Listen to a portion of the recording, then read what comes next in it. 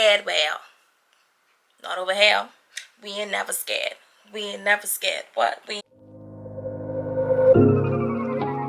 don't know where to begin. Could be the curves on your body, but then could be your hair, maybe your skin. Yeah, baby girl, I'm tryna get with you. Come, let me see what we get into. It don't even gotta be physical, as long as that pretty face visible. Yeah.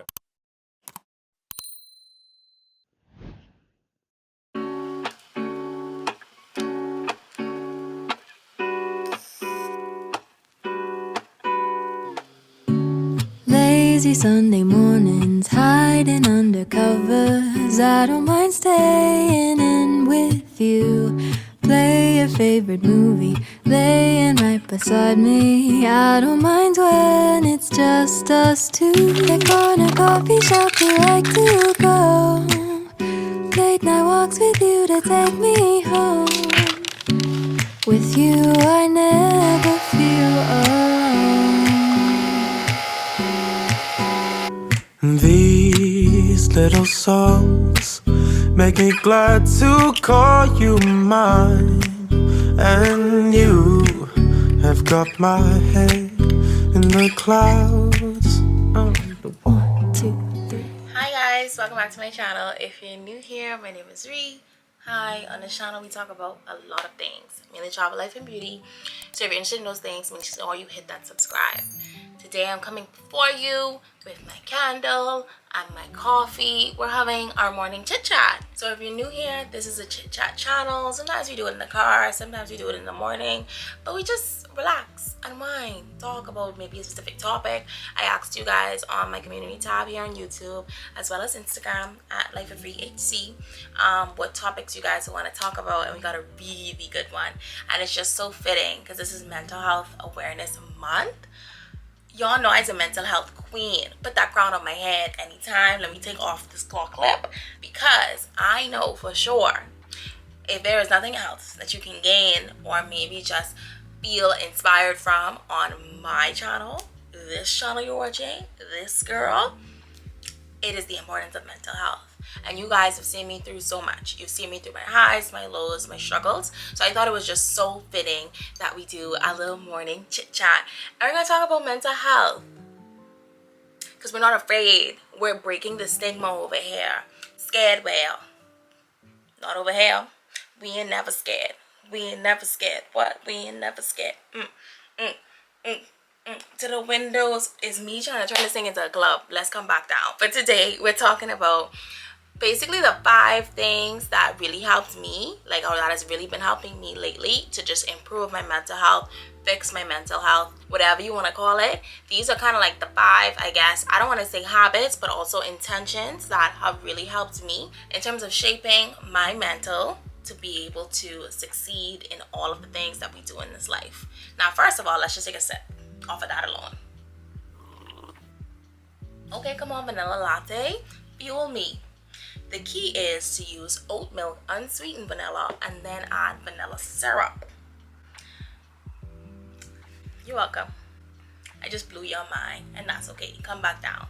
So we're going to talk about these things real quick. Be sure to give this video a thumbs up. If you want to see more chit chats, feel free to add anything you want to chime in on down below. This is a safe space, and we welcome you.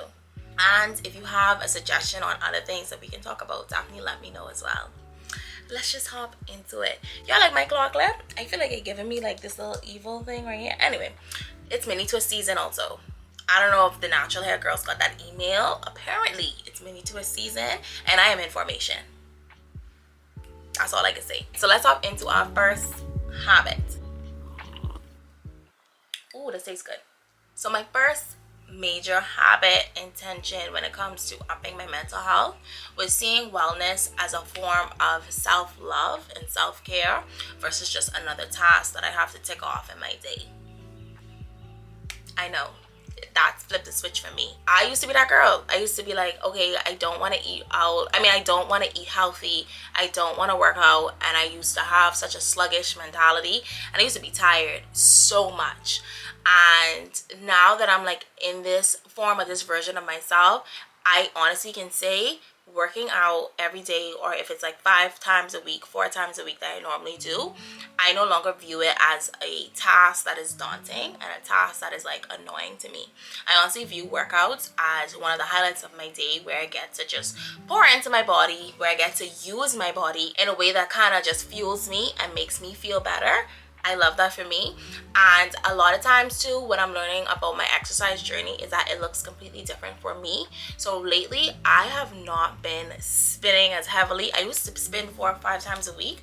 I actually cut back on spinning. I've just been doing bar more. I've been doing long walks more. I've been kind of like tapping into whatever fitness I'm feeling at that moment.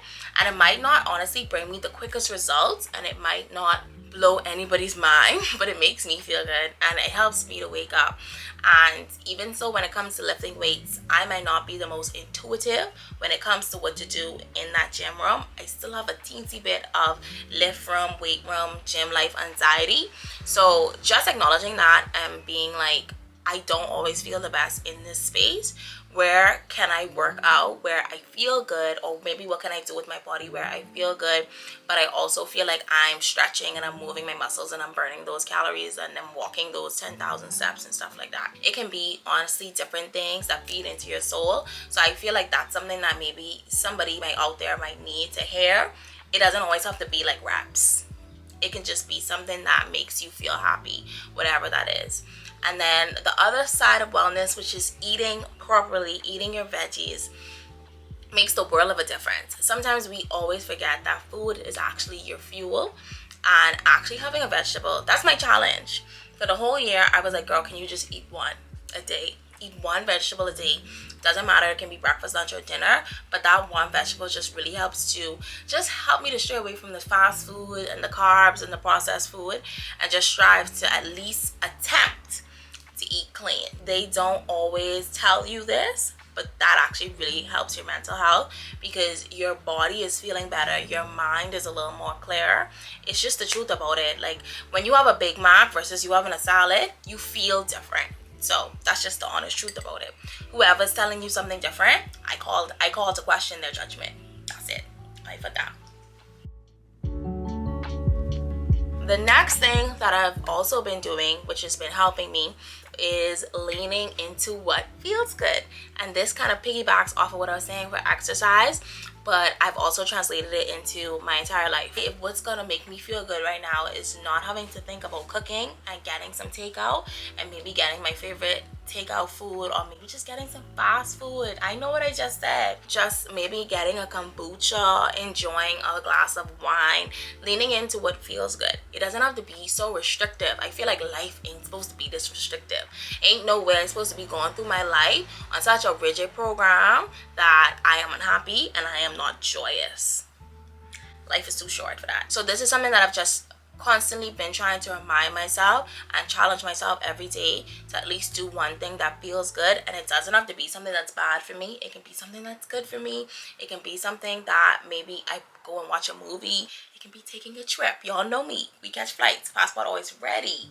It could be whatever you want it to be. So definitely want to encourage somebody to just stop overthinking it, breathe, and maybe you could just write down a quick little list. Sometimes I do that, and I just write down all the things that just bring me joy, and I try to repeat that.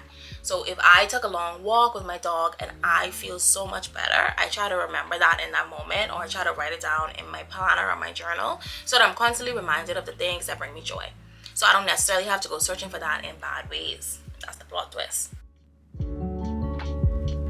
Habit number 3, or intention number 3, would definitely be honoring the breaks as much as you honor the hustle.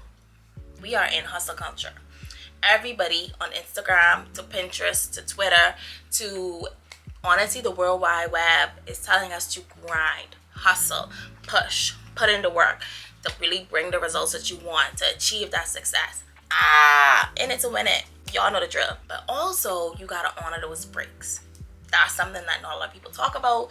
Yes, you can go hard in that paint. You can push it to the limit. Why not? But also, there's always a rest period. Think about every single successful person that you know, like maybe your Michael Jordans, maybe your LeBron Bronze. Like, think about these people. What do they do when they are not playing basketball? Or what do they do? What does Beyonce do when she's not on tour? She rests. She bonds with Jay-Z and the kids. So everybody has some sort of rest period in their life. So why are you any different? Take your rest, take your breaks. It can be during the day, taking quick 15-minute breaks, catching yourself, grabbing a cup of coffee, sitting, chilling, doing whatever you want. But a lot of people don't encourage people to take breaks. I'm very much team take a break. And I even so, like, as I step into like this professional career, I am noticing that the person who takes breaks during the day is, to be honest, way more productive and way more has a better mental flow than the person who's at the computer from 9 a.m. to 2 a.m. working like a dog. Your brain is tired, but you're no good to us. So I'm always going to be team breathe, team take a break, and honoring that as much as you honor your hustle. That is a big flex. Okay, so the next two are like huge, and I've said the best for last. So my next big habit that has been helping me is opening up to a trusted source. And I know what you're thinking. Therapy. Yes, do therapy if you can. If it's something that is accessible to you, if it's something that is affordable to you, do that. Talk to that trusted source. Connect with that person who has had the knowledge and the degree and the experience to tap into things. I feel like it's easy to ignore mental health issues, but when you actually breathe, pause, and realize I am going through a lot mentally, and before it turns into like negative aspects of my life, like before it turns into depression, before it turns into anxiety, before it turns into just stress and overload and weight, it is so crucial to just talk to somebody about it. If you don't have access to therapy, please talk to a trusted source within your circle.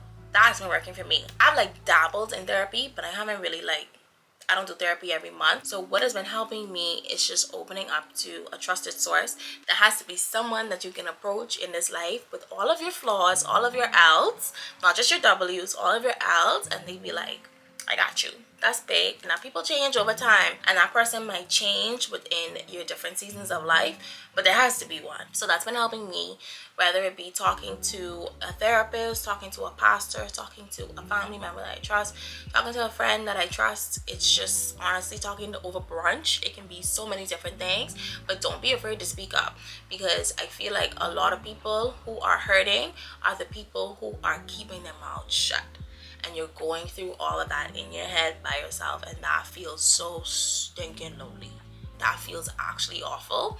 So having just that safe space to be able to speak your opinions and be able to take some of the weight that you're putting on your brain into maybe your mouth, into just communicating and just kind of releasing and venting, that really helps. If you don't want to talk to anybody, I understand. If you want to be on mute, that's fine. Journal. Write it all down, empty it out. At some point there needs to be some sort of release. If you take on all of life's burdens, all of life's L's, that ain't no good. When I tell y'all it makes a world of a difference, think the world. That's how much of a difference it makes. That's a big difference. That's all I can say. My last big tip when it comes to ways to improve my mental health, ways to up my mental health, my intentions, what I've really been doing to just change that game. I think I might have saved the best for last. That's me dusting my shoulder off. My last big tip is to trust your faith, trust your spirituality. This life is not meant to go through alone, and there has to be some sort of greater purpose in your life, no matter what you believe in.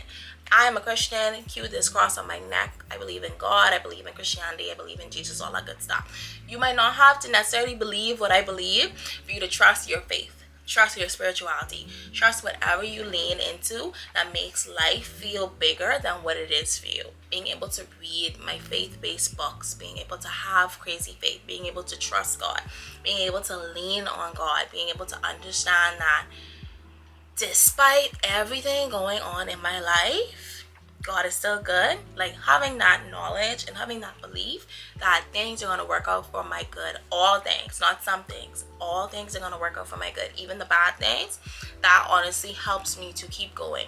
And that is the biggest thing when it comes to any sort of mental health issue. It can be anxiety, depression, ADHD, OCD, whatever you might be going through in this life.